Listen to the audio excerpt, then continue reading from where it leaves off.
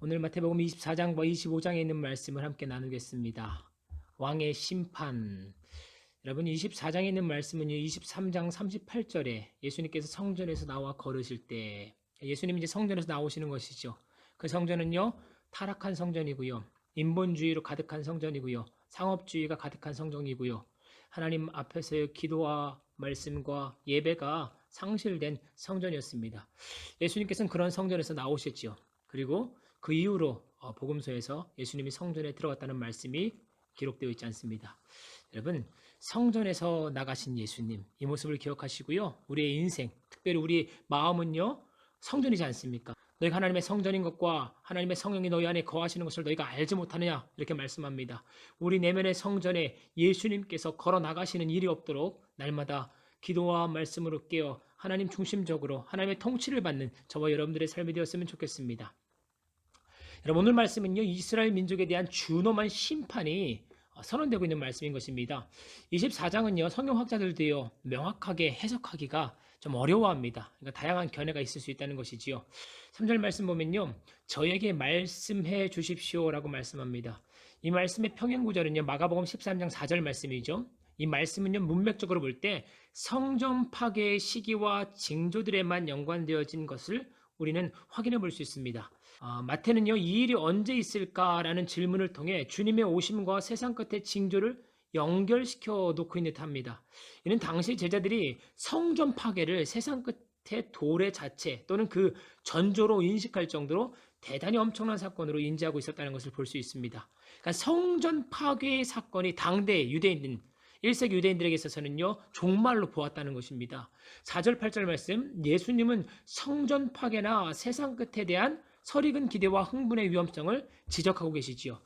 여러분, 세상 끝에 일어날 어떤 징조일까요? 성전 파괴에 대한 징조일까요? 저는 4절, 8절을요, 성전 파괴에 일어날 징조로 여러분들에게 이야기하고 싶습니다. 그리고 성경도 분명히 이런 일들이 있다 하더라도요, 아직 끝이 아니다라고 말합니다. 여기서 말하는 끝, 텔로스는요, 문맥으로 볼 때 세상 끝을 의미한다고 보는 것이 자연스러울 것 같습니다. 하지만 평행구절 마가복음 13장 17절과 누가복음 21장 9절 말씀을 여러분 살펴보시면요, 이 끝이 성전 파괴를 지칭한다라고 여러분들이 보시면 더 자연스러운 해석이 될 수 있습니다. 결론적으로 말하면요, 마태복음에서 이 끝은요, 반드시 세상 끝을 의미하는 것이 아니라는 것입니다. 얼마든지 성전 파괴의 때와 함께 지칭할 수 있다는 것을 여러분들이 생각하셔야 됩니다.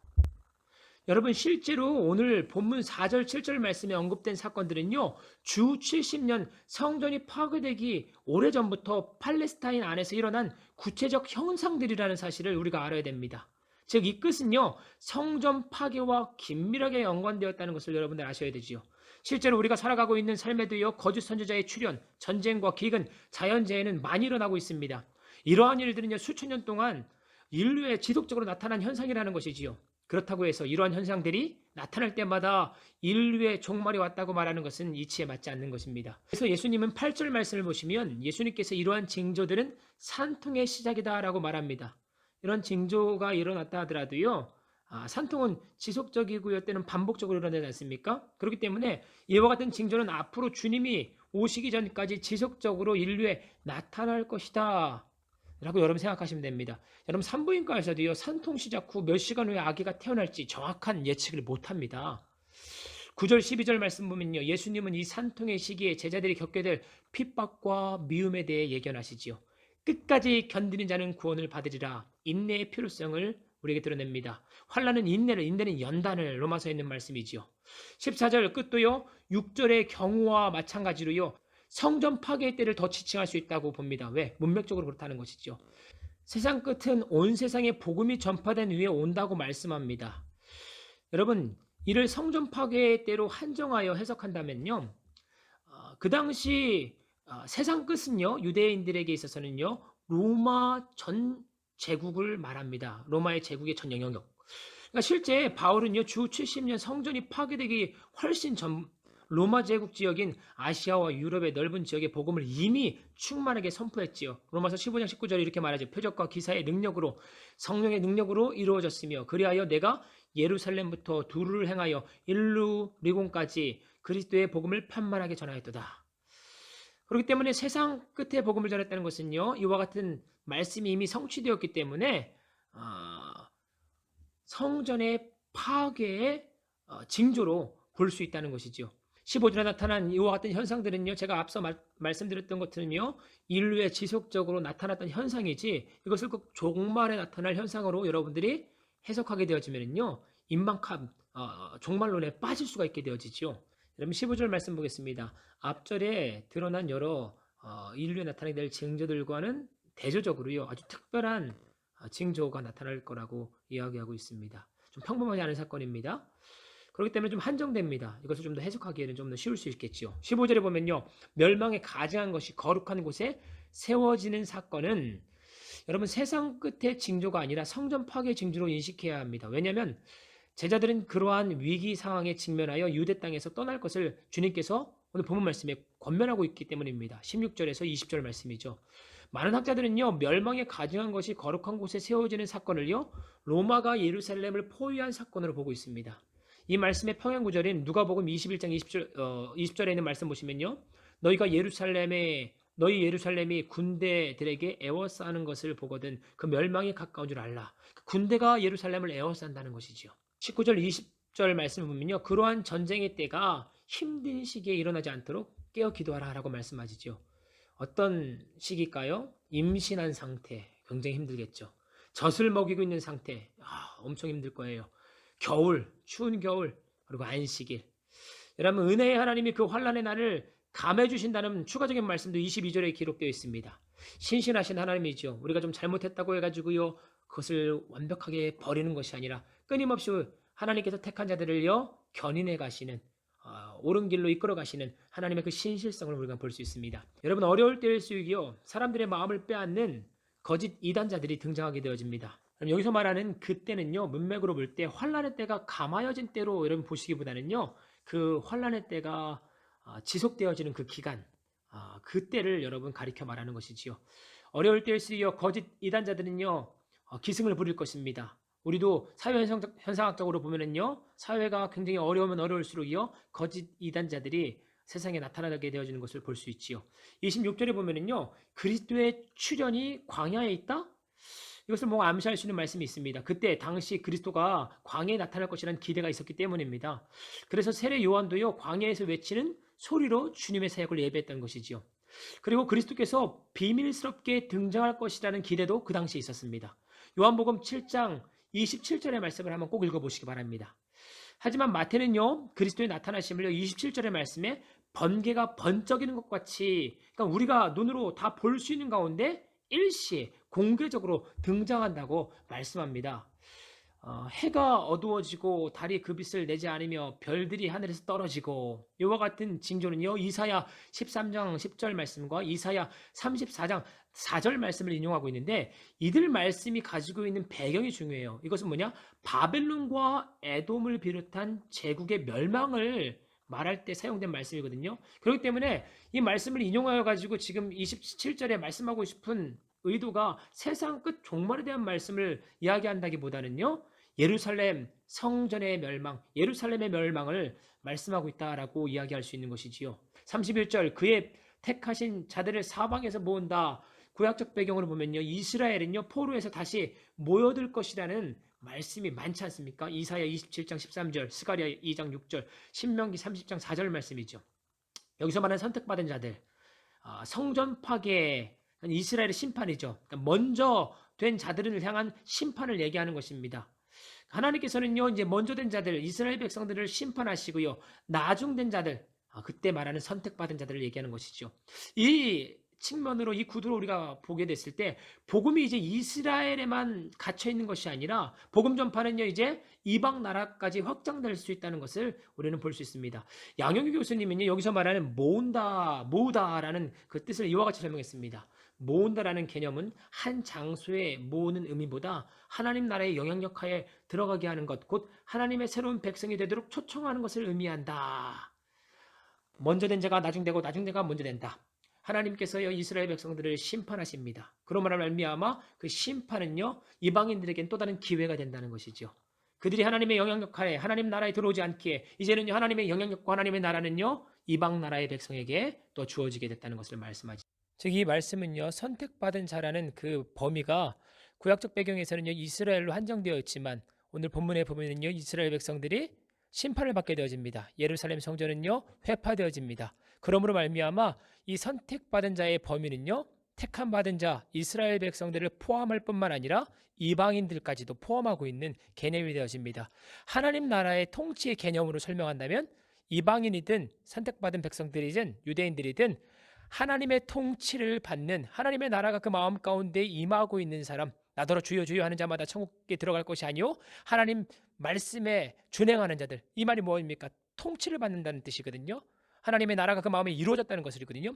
이방인이든 아니면 택함 받은 이스라엘 백성들이든 하나님의 통치를 받는 자라면요 하나님의 선택받은 자라는 것을 말씀하고 있는 것입니다. 32절과 33절에는요 무화과 나무 이야기가 나옵니다.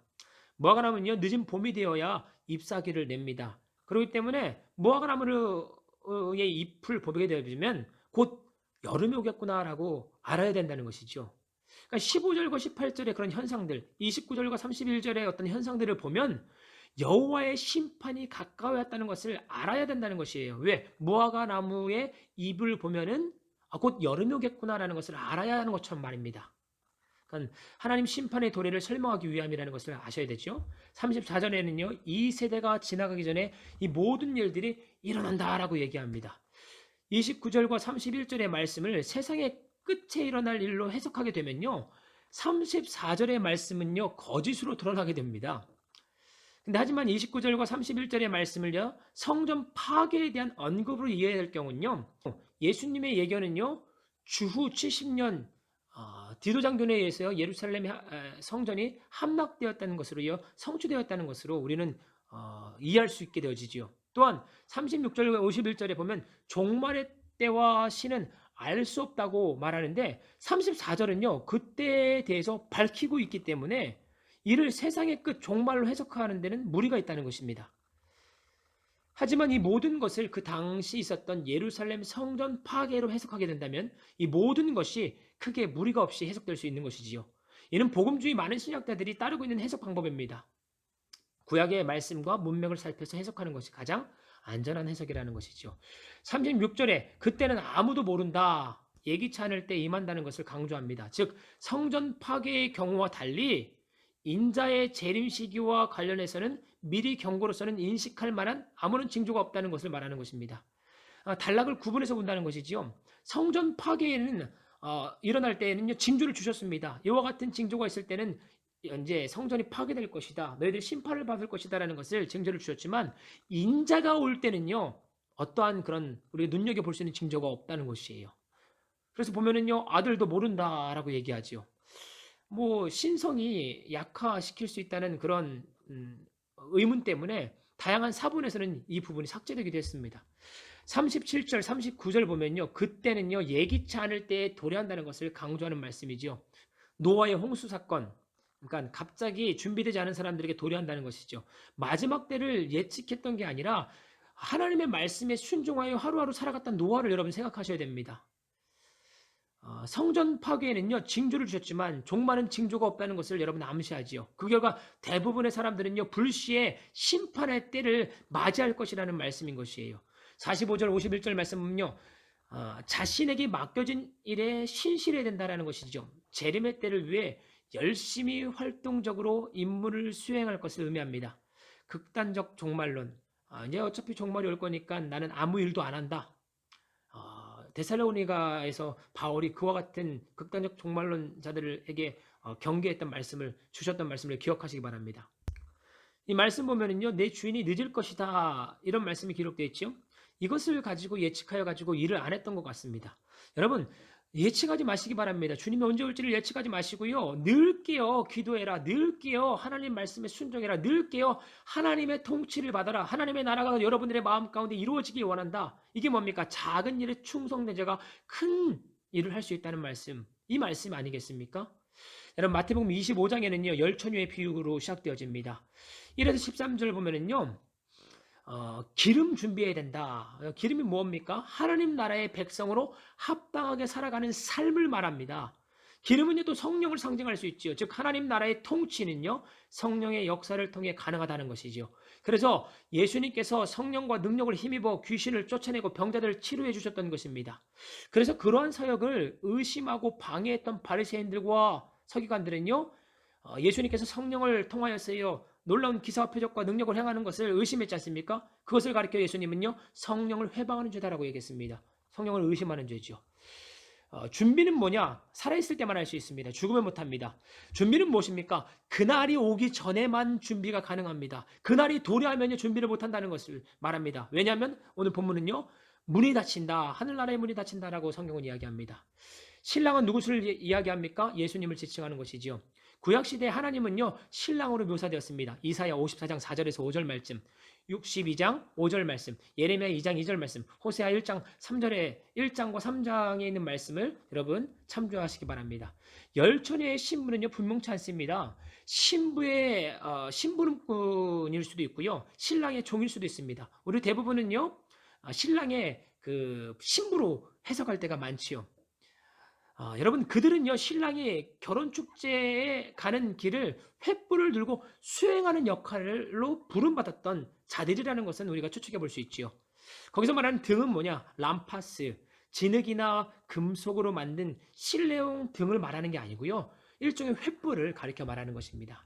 하나님 나라의 완성을 내다보는 자들은요 기름을 준비함으로써 곧 하나님의 백성으로 자신의 본분에 합당한 행동을 행함으로써 항상 준비되어야 된다는 것을 말씀합니다. 마치 마태복음 7장 22절 나더러 주여 주여 하는 자마다 하나님 나라에 들어갈 것이 아니요 하나님 뜻대로 행하는 자라가 하나님 나라에 합당하다고 말씀하신 말씀이 생각납니다. 여러분 마태복음 25장에 있는 전체의 말씀을 살펴보시면요 예수님께서는요 달란트 비유를 통해서 마지막 때에 성도들이 준비되어야 함을 말씀하고 계시지요. 수동적으로 기다립니까? 아니요, 능동적으로 움직이라는 거 말합니다. 다시 말해서 기다림의 기간은요 무의미하고 공허한 지연의 기간으로 상정된 게 아니라는 것이에요. 오히려 종들에게는 맡겨진 달란트를 선용하여서요 한 달란트는요 또 그 달란트를 통해서요 이윤을 창축하고요, 두 달란트는요 또 그 두 달란트를 가지고 이윤을 창출하라고 말씀하고 있는 것이지요. 여러분 달란트는요 6천 데나리온이라 됩니다. 한 데나리온이요 그 당시 노동자가 벌을 수 있는 하루 품삯입니다. 그렇기 때문에 한 달란트는요 한 노동자가 열심히 일해야 되는데 20년간 일해서 받을 수 있는 품삯입니다. 달란트를 여러분 재능으로 대부분 해석하는데 하지만 이는요 일반인들이 가지고 있는 재능과는 다른 것입니다. 성경 마태복음에서 얘기하고 있는 것은 하나님의 통치를 받는 제자들의 삶을 가리켜 얘기하고 있는 것이지요. 그러니까 제자들이 하나님의 말씀을 통하여 가지고요 서기관과 바리새인보다 더 나은 의를 이루어 나가는 삶, 황금률을 실천해 나가는 그런 삶을 살아가는 가운데 하나님께서 그들에게 허락하여 주신 특권들이 있을 것입니다. 기회들, 이런 것을 달란트라고 얘기할 수 있는 것이죠. 사실 달란트를 땅에 감추어둔 셋째의 종을 보시면요 누가복음 19장 20절에 평행구절 같이 보여지는 그 한 문화를 옷에 쌓아뒀던 종보다는요 주인의 돈을 훨씬 더 안전하게 보존하고 있는 모습을 볼 수 있습니다. 그런데 그 모습은 하나님 앞에서 합당하지 않다고 말합니다. 그 이유가 뭐냐? 주인은요 이익을 기대했지 원금을 돌려받는 것을 기대하지 않았기 때문입니다. 물론 여기서 하나님은 욕심 많은 자본주의 투자가라고 생각하시면 안 됩니다. 이 비유는 단지 활동하지 않은 채 하나님께서 모든 것을 알아서 하실 것이라고 기대하는 자들을 하나님께서 기뻐하지 않으시며 결국 그들을 정죄할 것이다라는 것을 보여주지요. 여러분 돈이 이익을 남기기 위해서는 투자자의 적극적인 투자가 필요한 것처럼요 하나님 나라는요 그의 백성의 적극적인 자기적 부인 십자가를 짊어지고요 그 온유하시고요 겸손하신 그 예수님의 멍에를 짊어지고 주님을 따라가는 그 부단한 노력을 통하여서요 부단한 투자를 통하여서요 하나님 나라는 일파만파 확장될 수 있다는 것을 볼 수 있게 되집니다. 즉 하나님 나라의 제자도는요 안전의 문제가 아니라 위험 부담을 아는 적극적 행동에 그 문제가 있다는 것을 볼 수 있는 것이지요. 31절과 46절에 양과 염소의 이야기가 등장합니다. 양은 의인을 상징합니다. 염소는 악인을 상징하지요. 그리고 오른쪽이라는 것은요 명예스럽고 아주 호감이 가는 자리라는 것을 우리가 알 수 있습니다. 예수님께서는요 영생에 관한 추상적인 교리를 진술하기보다는요 어려움에 처한 자들을 향한 아버지의 뜻을 행하는 것이 영생에 들어가는 근거가 된다고 구체적으로 말합니다. 요한복음에서는 영생을 이렇게 정리하지요. 영생은 유일하신 하나님과 곧 그가 보내신 자 우리 주 예수 그리스도를 아는 것이다. 관계성 측면에서의 영생을 설명하는 것이에요. 죽은 다음에 영원한 생명 맞습니다. Eternal life. 하지만 더 복음서에서 우리에게 신약 성경에서 말하고 있는 영생의 중요한 측면은 뭐냐? 현재성인 것이에요. 관계적 측면. 예수님을 알아가는 것이 영생이라고 말합니다. 알아가는 건 뭡니까? 관계를 말하는 것이지요. 날마다 하나님의 말씀을 통하여서요. 말씀이 육신된 우리 주 예수님을 여러분들이 알아가는 것입니다. 진리를 알지니 진리가 우리를 자유케 해주시는 은혜를 알아가는 것입니다. 그 알아감을 통하여서요. 하나님의 통치를 받고 그 통치를 통하여서요. 작은 자 한 사람 한 사람들을 주님께로 이끌어가는 그런 삶을 살아가는 것. 이와 같은 것이 하나님께서 원하시는 것이다라고 지금 말하고 있는 것이죠. 그래서 오늘 성경은요. 내가 지극히 작은 자에게 하는 행동이 곧 예수가 나를 통하여서 한 행동이다라고 이야기하고 있는 놀라운 진리가 숨겨져 있습니다. 이 말은 뭐냐? 내가 그리스도와 함께 십자가에 못 박혔나니 연합을 말합니다. 우리가 예수님을 믿는 순간 우리 안엔 예수가 들어오고요. 내가 예수 안에 들어가게 되어지는 것입니다. 내가 그리스도의 통치를 받고요. 한 소작에 했던 한 행동이 곧 예수가 나를 통하여 하는 행동이라는 것입니다. 예수의 손과 발이 되어서 하나님의 나라를 확장하는 일에 쓰임받는 저와 여러분들의 삶이 되기를 축원합니다. 누가 내 앞에 있는 그런 형제입니까? 모든 어려운 사람들 지칭할 수 있지만 본문 말씀 여러분 이 문맥을 통하여서 우리가 읽어보면요. 믿는 그리스도인들에게 더 우선권이 있다는 것을 우리가 발견할 수 있습니다. 신약 성경을 보면요. 형제와 작은 자들을 가리켜 말할 때 예수님의 제자들을 가리켜 말하고 있습니다. 마태복음 12장 48절 말씀, 50장 28절 말씀, 그리고 히브리서 2장 11절 17절의 말씀을 여러분 참조해 보시기 바랍니다. 마태복음의 구조상 예수님의 마지막 강화 단락의 마지막 가르침으로 주어진 이 이야기의 교훈은 분명하지요. 하나님 나라를 상속할 수 있는 진정한 제자는요. 주님께 대한 자신의 관계를 작은 형제들에게 대한 구체적인 사랑의 보살핌으로 입증해 보이는 것이죠. 행함이 없는 믿음은 죽은 믿음이다. 야고보, 여러분 예수님의 형제가 이야기하지 않았습니까? 정리해 보겠습니다. 여러분 마지막에 종말의 때가 온다고 해가지고요 마음을 졸이는 것이 하나님의 뜻입니까? 그 종말의 때가 언제 오는지 알아가는 것이 하나님의 뜻입니까? 처음에 등장했던 거짓 그리스도의 출현, 난리, 전쟁, 기근, 지진이 종말의 어떤 징조입니까? 아니라는 것이에요. 그 당시에 문맥으로 보면은요 예루살렘 성전이 회파될 것에 대한 징조를 말하는 것입니다. 그리고 그 환란의 때를 인내해야 된다라고 성경은 이야기하고 있죠. 산통이 반복되기 때문이라는 것이죠. 그렇다면 여러분 언제 종말이 온다는 것입니까? 성경은요 그 종말이요 도둑같이 임한다고 얘기하고 있어요. 그러니까 징조를 우리가 알아볼 수가 없게 임하는 것이지. 도둑이 언제 내가 갈 테니까 문단속해라 이렇게 얘기합니까? 여러분 노아의 때도 마찬가지입니다. 마지막 그 심판의 때 노아 할아버지 그냥 하나님 말씀에 순종하여서요 방주를 지었던 것입니다. 언제 비가 내리는지 하나님 앞에 노심초사하면서 기다렸던 거 아닙니다. 그러니까 이것을 여러분 달리 보셔야 되는 것이에요. 인자의 때가 아무런 징조 없이 갑자기 임할 수 있다는 것을 우리 기억하고요. 언제나 깨어 기도할 수 있는 하나님의 백성들이 되기를 소원합니다.